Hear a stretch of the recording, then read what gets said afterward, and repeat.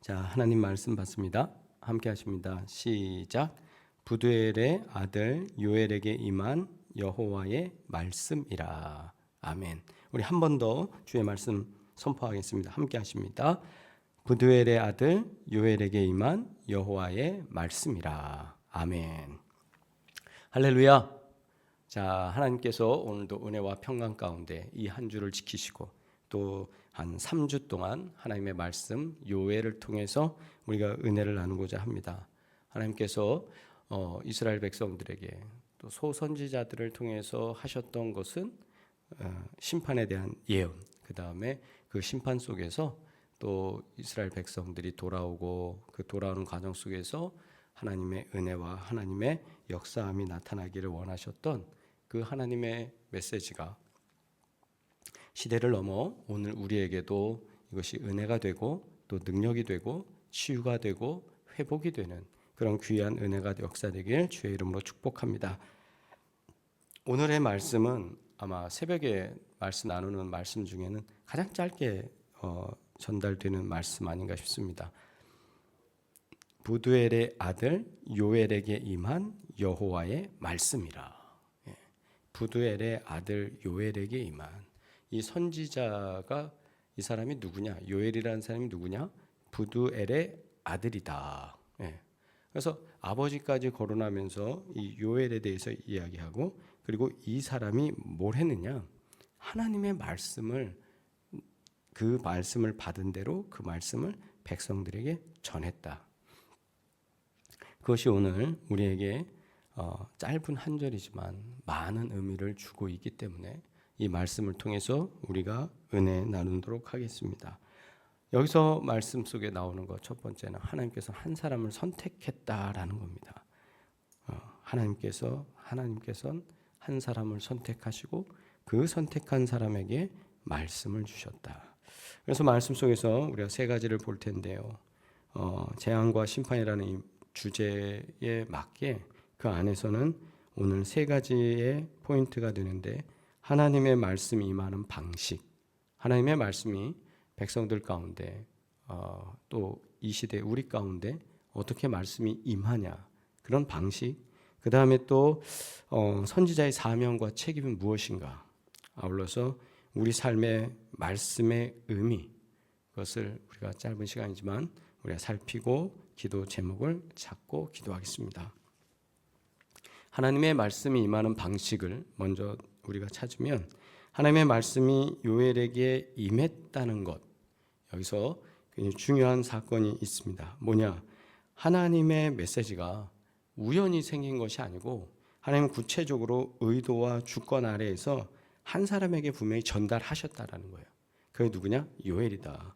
그래서 하나님 말씀의 주체성, 이게 뭐냐 하면 하나님의 말씀은 우리가 받고 싶어서 또는 내가 선택해서 하는 게 아니라 하나님께서 주시는 말씀이 여호와 하나님으로부터 시작해서 이것이 백성들에게 구체적인 목적과 의미를 가지고 전달이라는 과정을 통해서 배달된다.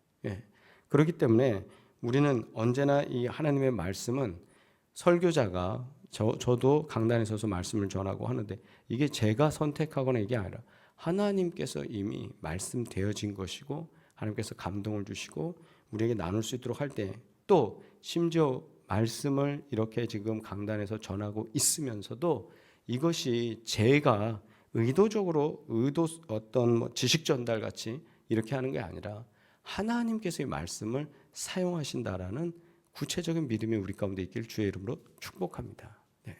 그래서 하나님께서 설교나 성경의 모든 기록이나 하나님께서 주체적으로 역사하신다. 이거를 꼭 우리가 기억하시기를 바라고, 하나님께서 선택한 그 통로가 뭐냐? 지금 요엘이다. 요엘은 이름의 뜻이 뭐냐면 여호와는 하나님이시다. 여호와는 하나님이시다. 우리가 하나님께서 주신 말씀, 그 메시지의 핵심, 그 사명, 그 모든 것들은 우리가 하는 이것 속에서 누가 진짜 하나님이냐? 하나님의 주권이 있느냐? 언제나 우리가 말씀을 전달하는 사람이지 우리가 말씀을 생산하는 사람이 아니다라는 거죠. 그러므로 언제나 우리는 여호와는 하나님이시다라는 사실을 우리 삶 가운데서 보여주는 삶을 살아야 되는 줄 믿습니다. 예, 하나님이시다, 하나님이시다. 하나님께서 우리에게 말씀을 주시고 하나님께서 우리가 이렇게 사역을 감당할 수 있도록 하신다. 그러므로 언제나 우리에게는 하나님께서 주신 이 말씀에 대한 것을 기억하고 하나님의 말씀대로 순종하길 주의 이름으로 축복합니다. 두 번째는요, 선지자의 사명과 책임을 우리가 알아보는데, 하나님의 말씀을 받는다는 것은 단순한 특권이 아닙니다. 목사가 됐으니까 또 선지자니까 사명자니까 이런 게 아니라, 특권이 아니라 책임과 의무가 부여됩니다. 이 말씀 뭐냐 하면, 우리가 말씀을 전한다 한다라는 게 숨기지 않고 하나님의 말씀을 전하는 건 상당한 부담입니다. 왜냐하면 요엘 선지자가 이 말씀을 전할 때 주변은 어땠을까? 여러분, 우리가 듣기 싫은 말을 들어야 된다 그러면 여러분 어떤 반응을 보이십니까? 듣기 싫다고 거부하게 돼요. 거부합니다. 싫어, 하지 마, 이렇게 말할 거죠. 아예 듣질 않거나 그 자리를 피할 겁니다. 말씀을 전할 때, 요엘 선지자가 말씀을 전할 때 그 백성들은 요엘 선지자의 말에 귀 기울이고 싶지 않습니다. 왜? 멸망한다고 그러는데, 영적 가뭄이 온다고 그러는데, 재앙이 온다고 그러는데, 그걸 가지고 좋아서, 그래, 네 말이 좋아, 내가 네 말을 들으면서 하나님 뜻에 순종할래, 이러면서 귀 기울인 사람이 누가 있을까요? 오히려 이런 상황 속에서 돌 들고 나와서 요엘을 때리려고 할 것이고, 그걸 우리 테러라고 하죠. 테러를 하면서 거부감을 주지 않겠습니까? 거부감을 표현할 거예요. 그런 것처럼 상황이 좋은 상황 아니에요. 그러나 하나님의 말씀을 전하는 사람의 사명, 그 책임은 상황을 보는 게 아니라 백성들이 듣던 듣지 않던 받아들일 수 있건 없건 그 사명 속에서 하나님의 말씀은 전해야 된다. 그래서 선지자의 책임이 뭐냐? 말씀을 전하는 사람이다. 오늘날 목회자들도 우리가 갖고 있는 책임이 뭐냐? 그것은, 사명은, 우리의 역할이라는 건 말씀을 있는 그대로 선포하는 데 최선을 다해서 충실하게 하는 겁니다. 거기에 가감하지 말고, 이 말씀을 가지고 내가 유리한 쪽으로 해석하려 하지 말고 말씀이 말씀되게, 그래서 전달하는 것, 그거를 위해서 계속 말씀 가지고 씨름한다 표현하는 게 말씀을 가지고 기도하고, 이 말씀의 뜻이 어디에 있을까? 이때 이 말씀이 어떻게 성취되고 어떻게 백성들 가운데 전해졌을까? 이러면서 계속 그 과정 속에서 하나님의 말씀을 전하게 됩니다. 마찬가지로 우리 신앙인들도 마찬가지예요. 선지자도 그렇게 했고 지금 목사들도 그렇게 하지만 신앙인들도 동일합니다. 뭐냐? 우리가 하나님의 말씀을 전하는 사람이라는 책임이 있는 거예요. 이 시대를 향해서 우리가 말해야 됩니다. 복음을 전해야 합니다. 근데 복음을 전할 때 많은 사람들이 좋아요, 아니라고 그러잖아요. 그죠? 거부하지 않습니까? 그럼에도 불구하고 책임은 뭐냐? 말씀 받은 사람의 책임은 그럼에도 불구하고 전해야 한다.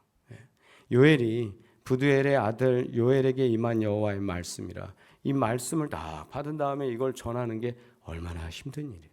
그러나 사회가 거부한다 해도 말씀을 전한 것처럼 오늘날도 주변 사람들, 이 사회가 하나님 말씀을 받아들이려고 수용하려고 하지 않는다 할지라도 우리는 이 책임을 할 수 있는 그런 삶이 되길 주의 이름으로 축복합니다. 오직 진리와 성령의 인도하심을 따라 말씀을 전하고 우리 삶으로 그것을 증명하길 바랍니다. 세 번째는 우리 삶의 말씀의 의미를 한번 보겠어요. 하나님의 말씀의 의미는 뭐냐? 성경을 통해서 우리에게 말씀이 전해지는데 말씀을 읽고 듣는 것만으로는 충분하지 않습니다. 우리는 그것을 삶의 중심에 두고 실천해야 합니다. 그래서 주일 설교 말씀으로도 그렇고 우리가 계속 말씀하는 게 거룩한 습관이라는 거. 거룩한 습관이 우리한테 계속 배어져 있어야 우리가 계속 그렇게 아침에 일어나면 우리가 나와서 새벽에 기도하고 또 하루 일과가 시작되고 아침밥도 먹고 뭐 이거 하고 아침 일정하고 점심 그다음에 또 일정하고 저녁 또 일정하고 뭐 이렇게 하면서 자신의 어떤 삶의 루틴이라는 거예요. 그렇게 순서대로 이렇게 가듯이 영적 루틴도 말씀의 우선순위를 가지고 말씀으로 시작하고 말씀으로 모든 삶이 이렇게 끌어져 나가야 된다. 그것이 우리 삶에 있어서 그것이 계속적으로 몸에 배어져 있어야 한다. 배어져 있어야 한다. 어느 때는 말씀으로 가고 어느 때는 내 주관으로 이게 아니라 말씀의 우선순위를 가지고 우리가 계속 배어져 나오는 사람. 그래서 동남아에 가면 두리안이라는 과일이 있습니다. 그 과일은 그 이제 철이 있어서 그 무슨 모든 과일이든지 제철이 있지 않습니까? 근데 그 제철이 있는데 얘가 제철이다라는 걸 어떻게 알 수 있냐면 이렇게 둥그래요. 아시는 분 아시겠지만 그게 쭉 익어가다가 퍽 벌어질 때가 있어요. 우리 밤이 이렇게 땅 떨어진 거 보면 이게 벌어져 갖고 이게 안에 밤송이 안에 밤알이 이렇게 보일 수 있도록 된 것처럼 이게 쑥 벌어지면 그게 다 익었다 이건데 걔가 이렇게 익은 모습을 이렇게 보면 벌어져 있는데 거기서 뭐도 나냐면 향이 나요. 두리안에 향이 있습니다. 어떤 사람들은 두리안을 향이 꼭 그 화장실 냄새가 난다고 그래서 거부하는 사람들도 있는데 또 저처럼 먹어보면 그 향이 다 달아나요. 왜냐하면 먹는 순간 이미 나는 그 향을 느꼈기 때문에 그걸 먹었고 그것이 거부감이 없어요. 그런데 그렇게 해서 먹은 다음에 이 사람이 먹고 움직입니다. 그러면 나는 이제 내 코에서는 그 향은 이미 사라졌어요. 지나다니면 사람들이 두리안 먹은 사람이구나를 알게 돼요. 왜? 먹었는데 이게 우리 몸에 다 들어간 순간부터 이미 향이 몸 밖으로 나요.